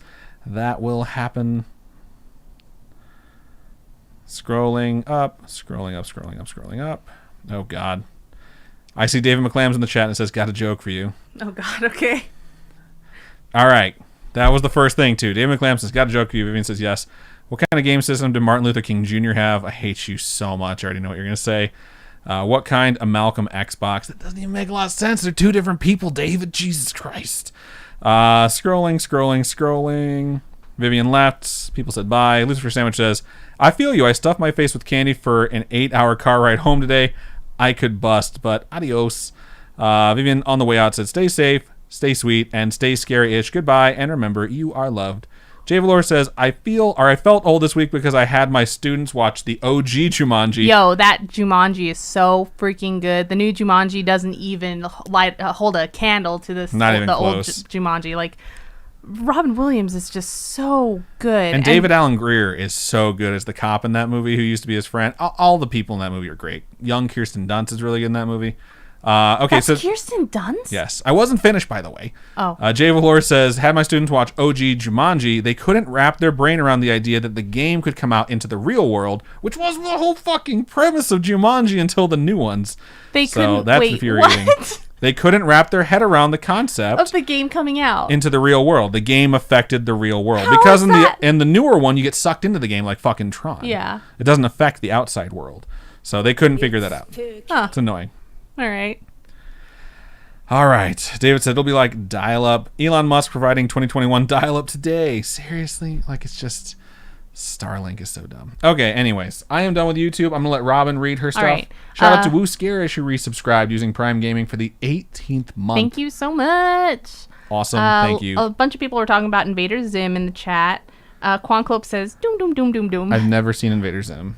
I didn't even know what it was until Robin and our old roommate Charlie started talking about it, and I'm just like, Invader Zim's very cute. what the fuck is that? And they were like, you've never seen it. I have a Gur plush somewhere. Maybe it's at my sister's house. I don't know. But Gur is just the cutest little character. My friend Feedback, who's in here periodically every once in a while to drop huge bombs on us. I think, is he still Ghost Dunk is the stream boss right now, but my friend... I just opened my fucking phone. It's been doing this thing where it says it's the time that it was when I last looked at it. So it was like 6:28. I was like, that's not right. Yeah. And then all of a sudden it caught up to 7:55. It's like, oh, and here's 40 notifications. My friend Feedback was like one of the biggest fans of Invader Zim, and that's the only reason why I ever watched Invader Zim was because he liked to watch it, right? And it's just such a cute show. It's very interesting. It's very odd humor, a little bit of dark humor, very adult for a kid's show, I think, but not like silly like SpongeBob. All right. Go ahead and type an exclamation point vote, then a space, then the number that goes with the track you would like to race. I'm What's for Dinner says The Babysitter and Tucker and Dale versus the Evil Dead are really good. I love Tucker and Dale versus the Evil Dead was shockingly, really fucking so good. It was absolutely hilarious. I freaking love that movie. I thought, I'm like, oh, it's going to be just another stupid hillbilly movie with like garbage humor. And then like she was watching it and I was supposed to be doing something. And basically I'm here at my desk like this. For like an hour and a half, just so I can watch the movie. Because I was like, it's so fucking fun. Nico Kren says, a great dark comedy is The Voices with Ryan Reynolds. Never heard of it. I'm intrigued. Chunkster says, wait, hold on. Let me scroll. I don't know. It's something about something looking good. I had to tweak the recipe a bit because last time it was too watery. Did you almost say twerk? Twerk, yeah. Had to twerk that recipe. Glitch says the Sony Trinitron TV. Trinitron Master Race is what actually Faison said. Is that the giant, big, huge TV? I have no idea. That was like 1 million fucking pounds. I've never heard of it.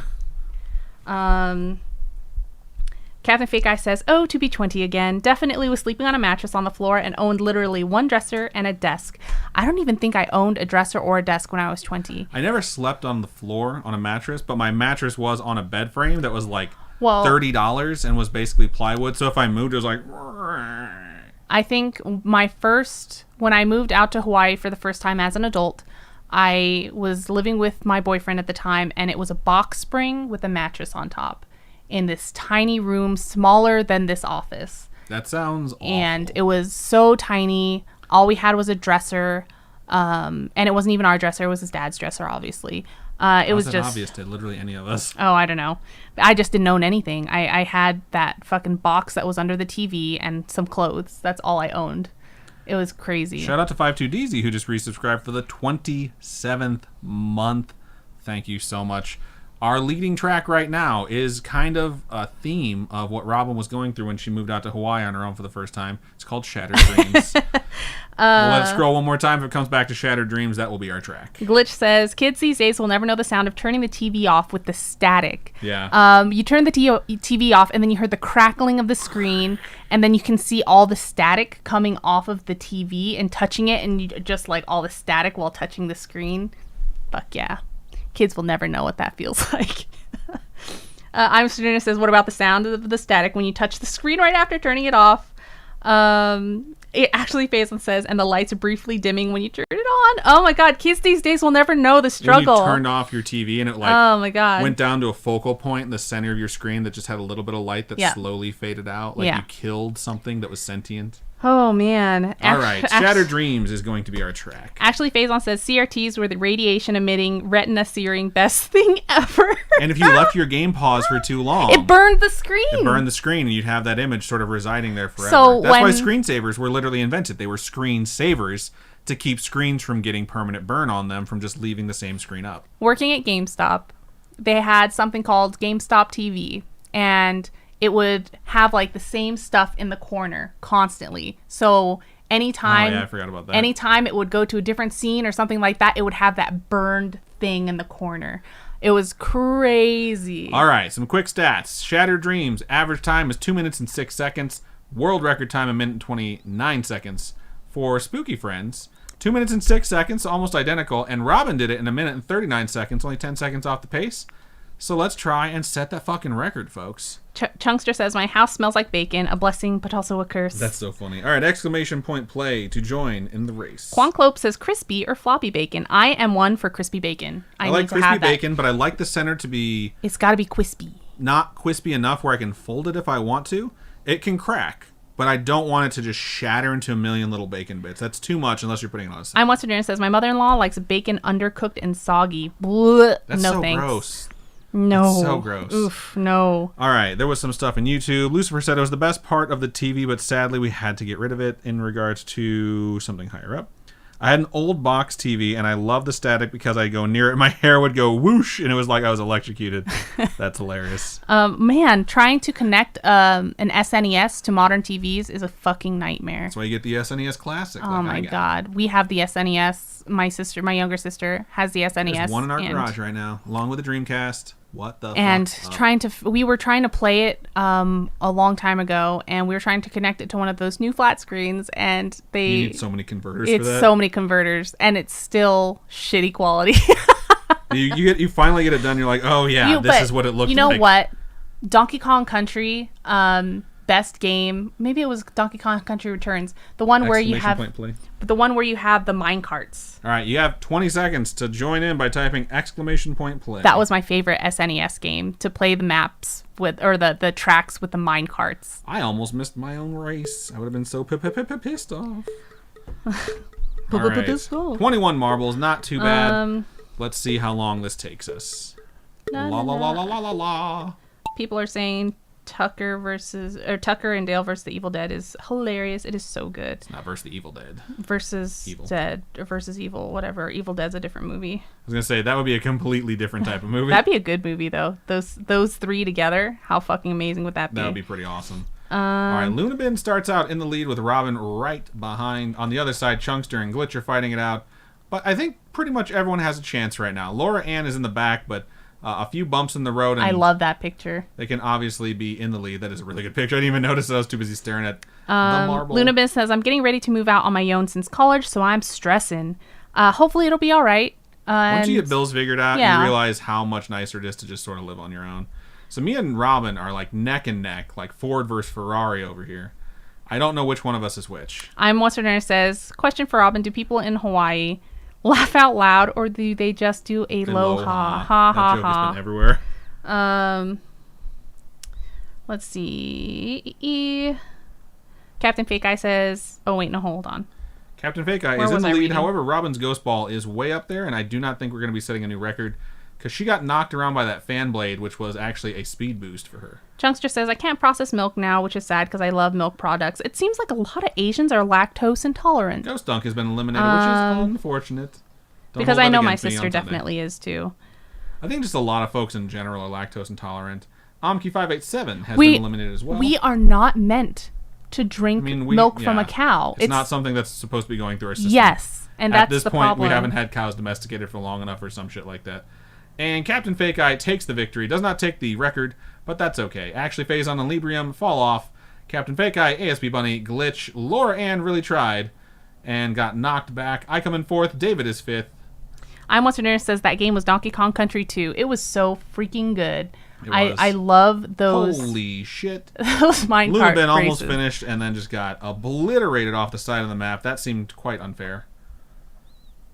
All right, we're waiting for Chicka Chicka Boom Boom 18, and I think, oh my god, someone else just got, oh, it was the scriptery. That's unfortunate. Chicka Chicka Boom Boom is looking to be the last person to finish out. You have 54 seconds before the blue wave of death. Captain Fake Eye says, first time is first since my very first stream. That's awesome. Yeah. Oh, also. All right. Well, I guess I can say I'm sorry. afterwards. Congrats, Captain Fake Eye. What were you going to say? You can say about it now. The Patreon thing. I don't have to say it now. I can say it later. All right. Type in exclamation point merch, Captain Fake Eye. It'll bring you up a link to the stores. Click on Robin's Kawaii Corner and check out all the scary stickers and let us know. Liz just says trash. Trash. You can email us and say, this is the sticker I want. Here's the good mailing address to send it to. Congrats one more time. Let's go ahead and get voting on the second and last track of the evening.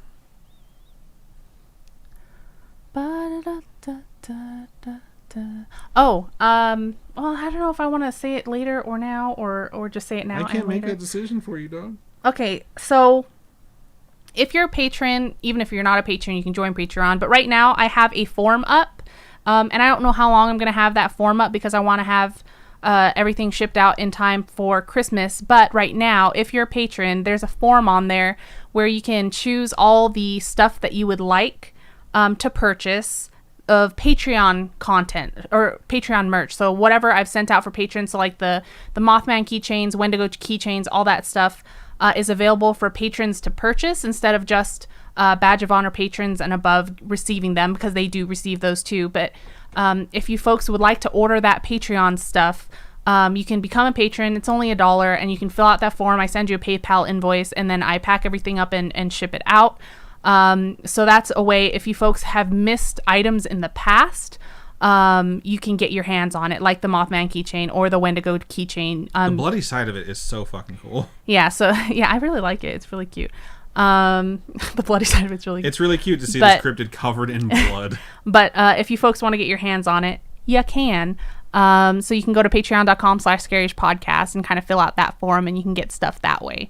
Right now, the track that is in the lead with the most votes is Slippery Slopes 2. So we'll let it scroll past one more time, and if it comes back to Slippery Slopes 2, that will be our second and final track. Beep, Oh, beep, there it is, with 4 votes. Average time is 3 minutes and 50 seconds. Good lord. Record time is 1 minute and 40. Son of a bitch, it's tied now. We gotta let it scroll one more time. And if it stays tied, we're gonna go with Captain Fake Eye's selection, which was alienated because they previously won, which means their vote gets highlighted here, and they will be the tiebreaker. Democracy works, people. Democracy works. Why's your nose whistling over there? I don't know, because it's stuffed probably. Or obviously it's not stuffed. Air's moving through the pathway, but I don't fucking know. Great description. You're welcome. I gotta rub my nose, maybe. And it's tied again. What the fuck? It's so funny. All right, I'm scrolling up. I saw someone say "fuck off," and I was like, "That's mean. Like, why are people arguing?" It's because someone is one of those stupid fucking spam bots. You suck balls. Block user. Cool. Oh, you already did it? Yeah, it's blocked. All right, so we scrolled past again. So we're going to go with Captain Fake Eye's vote. Westerner says, will there be a doggo tonight? Probably not. I have no idea what they're doing right now. Don't think so. All right, average time to complete, minute 55. Record time, minute 18.966. When we have raced it, minute 55 for us on average as well. And Robin won this fucking one, too, with 1 minute and 39. What is going on? Let's get into the track. I hate that Robin has all these fucking records. Take them away. Making my way downtown. Performance-enhancing drugs. All right, exclamation point play to get that marble on the stream. I'm in. You son of a bitch. I'm in. You son of a bitch. I'm in. All right, we had 21 marbles last time. We only got 17 right now. Let's get that number up. Those are rookie numbers. Got to pump those numbers up. Start the countdown. A minute from now, we will go. We're at 20. We need one more to get back to the number that we had before. Or back to the place where we began. Back to the place where we began. There we go. Now we get 22. We finish with more marbles than the first race, which is always nice. So if you didn't race the first race and you're like, well, I don't know if I should. I'm telling you right now, it would just warm my heart to see one more marble in this race. At least one more marble. Exclamation point play. If it doesn't happen, it's not like I'm going to be super sad. But I'll be sad. Oh, yeah, I forgot to tell you. I found out the cost for the replacement of this. How much is it? It's $20. Yeah. The super pop filter for the Shure microphone is a $20 replacement piece. We lost the other one. It was discarded with the box, which was unfortunate. I hope you folks can tell a difference with the audio because we have these. Also, shout out to whoever it was that came in with the 22nd one. It was Ghost Dunk, you beautiful, you son of a bitch. I'm in. All right, let's get this thing going and see who takes home the second prize of the evening. All right, this one's like, oh, I remember this one. You finish at the end, but that thing bounces back and forth, so it's possible you can just fall off the map. Yep. 5-2DZ is currently in first place. everyone's splitting off and going in one of two directions. I'm Beef Trainer says, I totally get Adam's OCD about setting things up. Yeah. It's just got to be done right. They used to work as a stage manager for the symphony orchestra that I played in, that they played in way back about 15 years ago. So OCD about the setup for rehearsals and the performance. I just sincerely wish we had a studio. Because having this be our actual office, being like a 10 by 10 room, I have to completely rearrange my work desk so that we can broadcast. And then when the show is over, I have to completely reset everything back up. And it's just like, when the show's over, I'm like, oh, yeah, I'm done. Like, nope, still got to edit, still got to rearrange the office, still got to move chairs. And it's like, fuck, man, I'm so tired. Robin is in first place. Kilsma apparently fell off, which is just unfair. We can all agree that is just... Wow, I'm beating my own ball. I'll beat your own ball. All right, I don't think there's any surprises left for falling off except for the one field of pulsating rods on both sides. So we're going to back way out so we can see this whole track. We can see Robin's in the lead right now, which we can all agree that we hope she falls off or gets knocked off by the thing because we don't want her breaking her own record. Holy shit, you took almost a perfect line through that.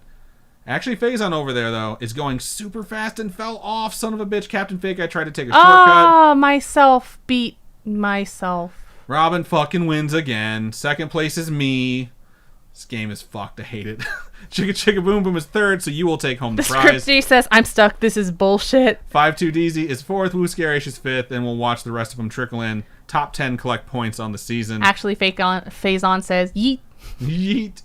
All right. Gonna let everyone else sort of trickle in. The blue wave of death is approaching, but I think everyone's close enough where they will make it in before the end of the world.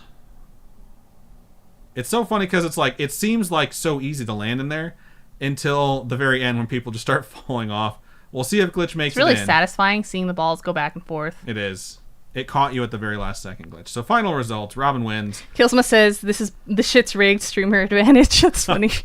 Robin gets 16 points in the season. Wow, look at that. You have so many up points. To 33, or 32, excuse me. Chicka Chicka Boom Boom's 5. 5-2 DZ is 7. And you can see the rest. ASB Bunny is at 24. Glitch is at 32. So me and Glitch are tied right now. So Chicka Chicka Boom Boom, email us with which sticker you would like. Wait, what? Indeed, because I don't take home any merchandise. I don't take home any merchandise. Rob doesn't take home any merchandise. So exclamation point merch. Well, I mean, I own it, so. Click the link. Go to the store, Robin's Quiet Corner. Find a Scaryish sticker you like, and just email us and say, here's where I want it sent. We're happy you're happy. That's good to hear. Some people are like, oh, whatever. I don't fucking want it. Not really. Some people are just like, I won last time, so pass it on. Which doesn't happen too frequently, but it's always nice to see you folks paying it forward. So I'm so happy to see that someone who hadn't won previously or won in a long time finally got it. So, going to get all this shit cleared off my phone really fast, and that's not working. Please die. Go away. Oh my god. I want to know what he said. Me too. I'll check it here in a second. Alright, fine. Fudgy phone. So, let's go ahead and move over back to the normal camera. Click that. Holy shit. Alright. Cool. Cajole. Get this keyboard off the desk. And move into the outro. So I want to thank everyone who sent in their emails. This wonderful story time was made possible because of you, the listener or the viewer, sending in your story. If you have a story you would like to send, like so many people that sent in tonight saying, I have another story if you want to hear it, we absolutely do. So email storytime@scaryish.com or go to our website, scaryish.com, and click on Contact Us. If you fill out that form, it comes directly to us. Or you can hit us up on any of our social medias. We have Facebook, which is facebook.com/Scaryish Podcast. Twitter is @ScarishPod, and Instagram is @Scaryish Podcast. We hope to hear from you, regardless of where you want to send it. We will be watching. It is Robin and I that runs those social media things. It's no one else. We don't have a social media manager or any of that shit. If you're talking to someone on those, it's pure 100% Colombian uncut Robin and Adam. So we hope it's not disappointing. Robin, for folks who would like to donate monetarily to us, how can they do so? You can go to patreon.com/Scaryish Podcast. Right now, I have a Patreon merch sale for any patron-exclusive merch that I've had in the past. So if you missed a keychain or a charm or something like that in the past, just go ahead and check that form out, and you can fill that out if you're a patron. Tiers start at $1, and at $1 you get access to posts like those, and also to ad-free episodes, which is absolutely awesome. You can also go to Coffee if you don't like the monthly donation thing. Coffee, ko-fi.com/Scaryish Podcast is one-time donations, and all your folks' donations, they go to helping us upgrade the studio setup, help improve our audio, like getting matching microphones for once. It makes editing so much easier. It's so much nicer now. And so thank you so much to everybody who's made this podcast possible, period. We really couldn't be here without you and without the motivation that you folks give us by listening each week and sharing with your friends. You guys are absolutely awesome. Yeah, absolutely. Thank you so much to everyone who sent in their stories. Thank you so much to everyone who will, to all the people that participate in the live streams, to all the people who just listen, to rates and reviews, all of it, to the ghost listeners who have listened to us and have never, ever interacted with our community. We still love you so much. So I do think that's everything we have for this Storytime number 146. So Robin, go ahead and sign us out. Keep on creeping on, and we'll talk to you guys later. Bye.